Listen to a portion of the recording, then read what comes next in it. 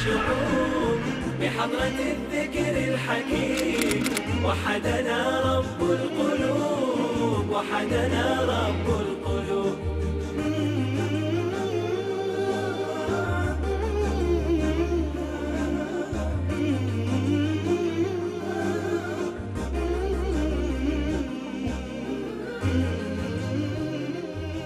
ما زلنا في قرية عرب الرمل التي غيروا اسمها إلى عرب القرآن. فعلا جهودهم رائعة في تحفيظ الصغار.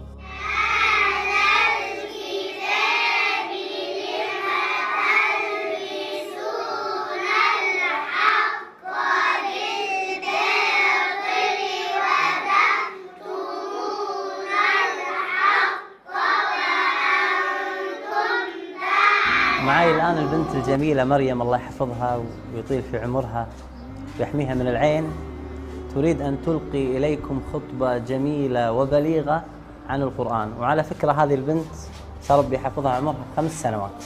قال تعالى: إن هذا القرآن يهدي للتي هي أقوم ويبشر المؤمنين الذين يعملون الصالحات أن لهم أجرا كبيرا.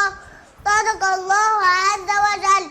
فالكلمات القليلة منه تعمل معاني عظيمة كثيرة. تقرأه فيرق قلبك وينزرف الدم من عينيك. تقرأه فتعرف ما يؤدي إلى الجنة من السبل فتسلكه، وتعرف ما يسوق إلى الجحيم فتتقيه. إن عجائب هذا الكتاب لا تنقضي، وفوائده لا يأتي عليها الحصر، ومناقبه لا تعد ولا تحصى. جعلها الله لقلوبنا ربيعا ولأبصارنا نورا ولهمومنا وغمومنا وأحزاننا جلاء وذهاب. بارك الله فيك.